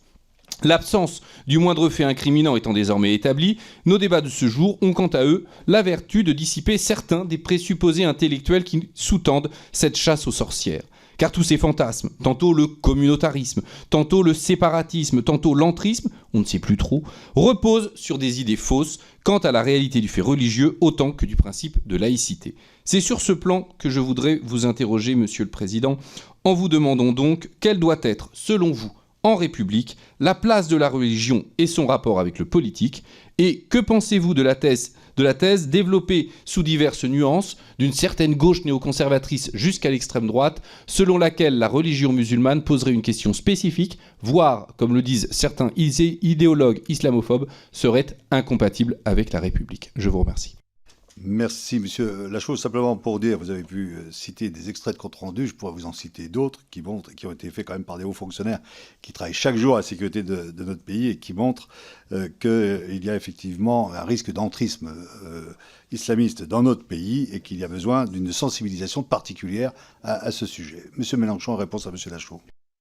Monsieur le Président, vous parlez d'or. Monsieur Hugues Bric, directeur du renseignement de la préfecture de police de Paris, a dit la chose suivante devant vous. En revanche, après avoir dit que l'ultra-gauche, je ne sais plus où on nous classe aujourd'hui, parce que nous sommes passés de gauche à gauche radicale, extrême gauche, suivant les humeurs de ceux qui nous s'adressent à nous dit l'ultra-gauche est totalement absente lors de ce qu'il appelle les émeutes et les violences urbaines. En revanche, dit-il, une certaine frange de l'ultra-droite négationniste se rapproche par antisémitisme pur, de certains islamistes ou référents religieux islamistes qui tiennent des propos antisémites. Bon, alors voilà, ça c'est pour confirmer à la fois ce que vous dites, Président, et ce que vient de dire M. Bastien Lachaud. Nous n'avons naturellement rien à voir avec tout ça, et s'il arrivait qu'ici ou là on constate le contraire, je serais le premier à le condamner. Je viens sur la phrase, je sais qu'il faut se hâter, mais je ne peux faire moins comme intellectuel, si vous le permettez, me perchant sur ma pauvre petite licence de philosophie qui impressionna tant mes parents, que de vous dire la chose suivante à propos de l'islam. L'islam est une religion et comme toutes les religions, on peut considérer qu'elle pose un problème au pouvoir politique qui veut se tenir à distance d'elle. Nous autres Français, nous avons commencé avec Philippe le Bel. Je ne vous raconterai pas l'histoire, mais le pape Boniface VIII a eu cher à connaître de son opposition au roi de France qui ne voulait pas qu'il se mêle de ses affaires. Dans l'immédiat, je sais que l'esprit des Lumières, la pensée qui a cheminé de la Renaissance jusqu'à la Grande Révolution, doit à l'islam et aux docteurs de la foi islamique. Je pense à Averroès, qui c'est pas son nom, c'est le nom qu'on a latinisé pour éviter d'avoir à citer un arabe dans nos sources. Averroès est le premier qui va dire, et nos intellectuels à nous au Collège de France disent qu'il fait partie des fondateurs des Lumières. À mon avis, c'est un peu exagéré, mais j'ai compris ce qu'il voulait dire. Pourquoi ? Parce qu'Averroès est le premier qui dit, à la consternation des chrétiens d'Occident, qui viennent, étant entrés par les croisades en contact avec les musulmans, ont ramené des sciences qu'on trouve avec sa tête. Les mathématiques, la physique, la chimie sont consternés. Comment peut-il y avoir deux vérités ? L'une qu'enseigne le livre et la religion, et l'autre qu'on trouve avec sa tête. Eh bien, Averroès règle ce problème, et il dit « La vérité est une et indivisible, mais on y accède par des chemins différents. » Il cite la rhétorique, la philosophie et la foi. Et Averroès, avec d'autres conséquences, étend son raisonnement. Au départ, il s'agit d'un jugement religieux, ça n'a rien de philosophique, qui va pénétrer, travailler toute la pensée naissante à partir de la Renaissance. Et ce n'était pas un compliment à l'époque de se faire traiter d'avéroïste, parce qu'il y a des écoles musulmanes qui ont dit ce type-là est lui-même un hérétique. C'est dire que dans toutes les religions, il y a beaucoup de discussions. Mais Averroès fait partie prenante totalement de la culture des Lumières françaises. Je dis bien les Lumières françaises, parce que les Lumières françaises sont particulières, comparées à celles des Pays-Bas, comparées à celles des autres pays. Les Lumières françaises ont pu déboucher sur la loi de 1905, qui n'est pas un athéisme d'État. Eh bien, il faut que nous soyons capables, quand on entend tant d'horreur, d'être capables de reconnaître les liens idéologiques qui nous ont bâtis en tant qu'humanité, tels que nous sommes aujourd'hui, tous autant que nous sommes. Voilà pourquoi je ne dirais pas l'islam est incompatible avec la République, parce que si vous allez par ce chemin, bien des choses sont incompatibles avec la République. Mais c'est si on a de la République une vision fermée et non pas la vision de la liberté qu'elle porte. La République, c'est d'abord la liberté et la souveraineté du peuple. Ce seront mes mots pour vous dire, Monsieur le Président, Monsieur le rapporteur, je suis certain que c'est nous tous, les laïcs, qui aurons le dernier mot dans ce pays, comme d'habitude. Merci pour alors, deux questions de collègues. Madame la Présidente Panot, puis Monsieur Saint-Oul, je vous propose de les faire dans la foulée, qu'on puisse tenir les délais. Merci Madame la Présidente Panot. Merci Monsieur le Président, Monsieur le rapporteur, Monsieur le Président Mélenchon. En 2013, deux figures du Front populaire tunisien qui étaient à la fois vos amis et nos compagnons de route, Chokri Belaïd puis Mohamed Brahmi, ont été assassinés par des islamistes. Vous aviez déclaré alors « Quand les islamistes tuent, ce sont souvent les nôtres qui meurent ». À l'époque, vous vous étiez rendu en Tunisie à la mémoire de Mohamed Brahmi et de ceux qui ont payé de leur vie leur combat contre le fanatisme en solidarité avec le peuple tunisien. En 2019, alors que vous étiez président du groupe parlementaire Insoumis, je me suis rendu avec Daniel Obono au Rojava pour apporter notre soutien au peuple kurde en première ligne contre Daesh et les milices djihadistes. Leur contribution à ce combat mérite une nouvelle fois d'être saluée. Aujourd'hui, certains nous accusent de proximité avec ceux que nous avons toujours condamnés sans ambiguïté, ceux qui ont tué nos amis. Évidemment, ces mêmes odieux ne disent absolument rien quand, par exemple, c'est Lafarge qui, en ce moment, se trouve en procès pour financement de terrorisme. Or, celui qui a mené les négociations entre Lafarge et Daesh est un ancien candidat du Front National.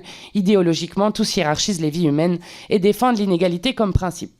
Ma question est donc la suivante, au regard de votre engagement auprès de ceux qui sont en première ligne contre les fanatiques partout dans le monde.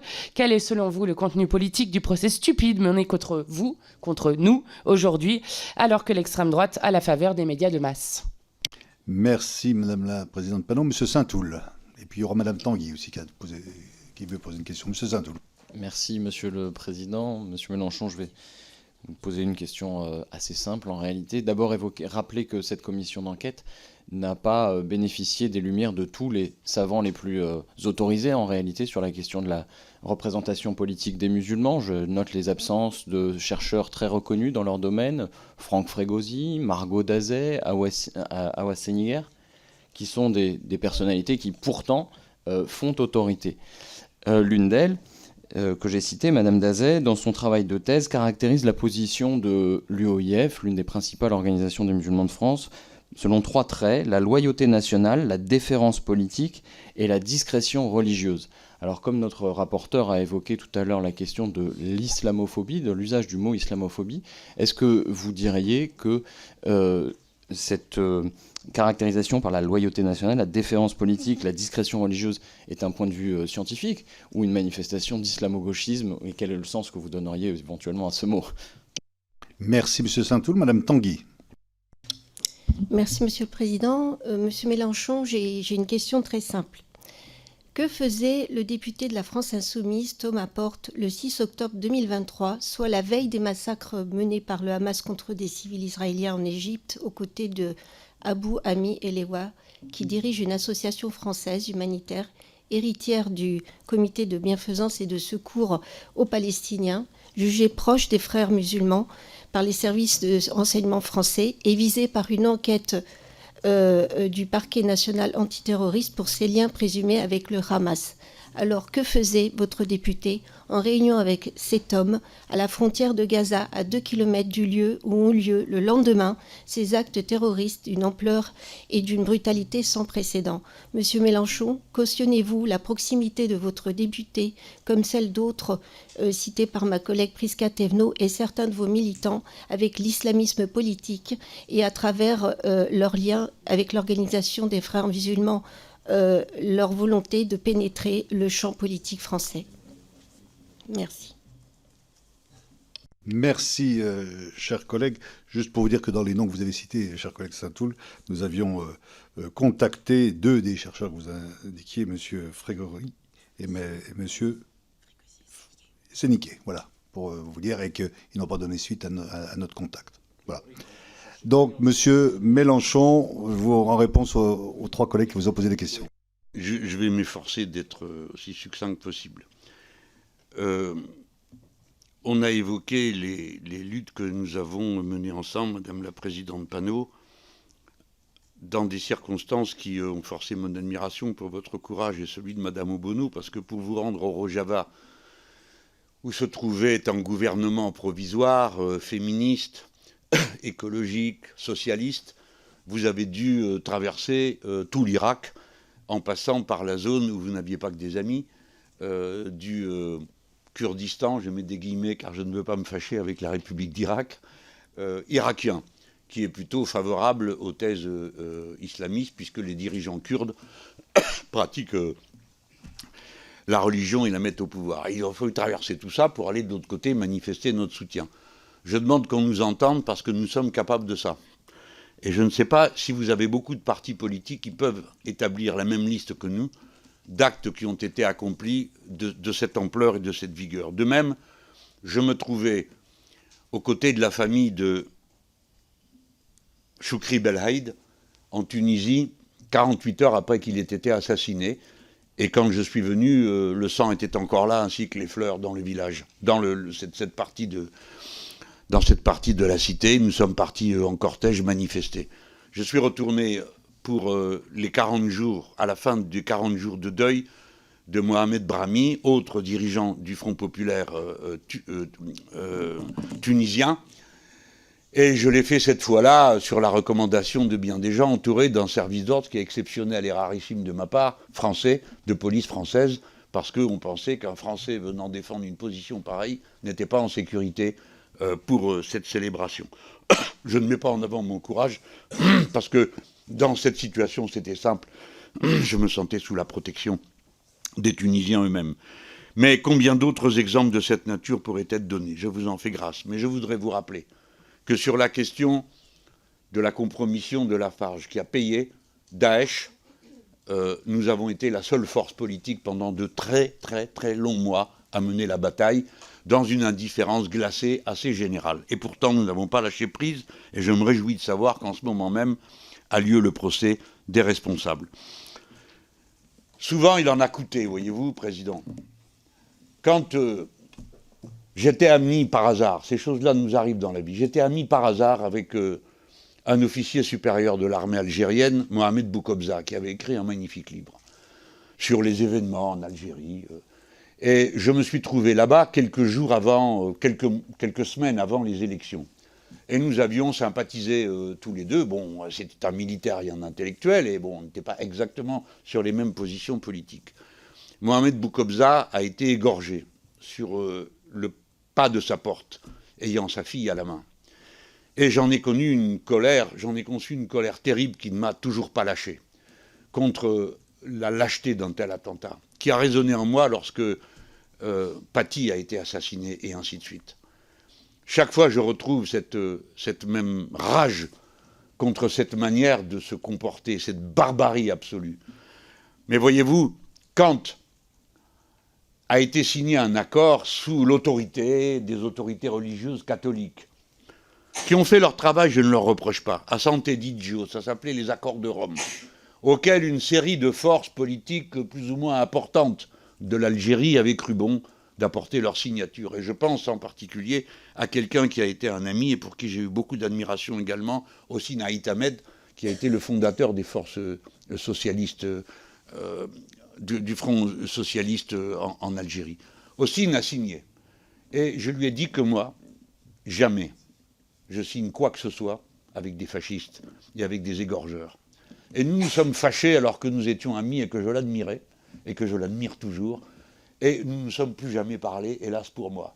Parce que jamais je n'ai approuvé, si peu que ce soit, la moindre compromission ni la moindre concession dans une lutte où, comme l'a dit la présidente, quand ils tuent, c'est souvent nous. Mais pas que nous, en tant que militants politiques. Ce sont des musulmans qui sont assassinés. À Nice, il y a des musulmans parmi les morts en nombre qui étaient là parmi tous les autres. Je ne sais pas s'il y en avait au Bataclan, mais je peux vous dire que chaque fois qu'une bombe explose dans tel ou tel pays, c'est souvent des musulmans qui sont les premiers à mourir. Dès lors, la haine que je porte à ces assassins, elle n'est pas sur une base religieuse et elle ne trie pas dans les victimes. Je voulais le dire. Alors, madame, après, je trouve votre question, madame Tanguy, bien sûr, vous me la posez, je le comprends, mais franchement, on peut faire mieux, quoi. Monsieur Porte se trouvait là-bas, vous dites à la frontière. Ben oui, il était à la frontière, il avait l'intention de la passer. Donc, il était là-bas pour passer la frontière. C'était 2 jours avant l'abominable crime du 7 octobre, les abominables crimes du 7 octobre. J'espère que vous ne sous-entendez pas qu'il était au courant ou qu'il venait pour les présider. Non. Il se trouvait là, que voulez-vous, ça arrive qu'on se trouve à côté d'un endroit où il se passe des choses épouvantables.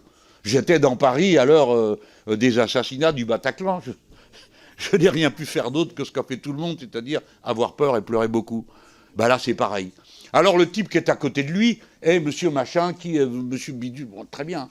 Si c'est un personnage qui n'est pas fréquentable, ne le fréquentons pas. Mais à l'époque, Thomas n'en sait rien du tout. Il y a un type qui est à côté de lui qui lui dit qu'il va l'aider à passer la frontière. Voilà tout.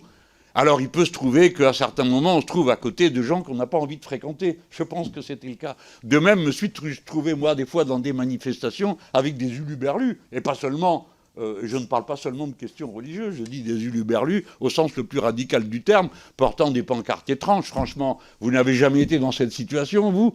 Ben, vous êtes bien embêtés. Voilà.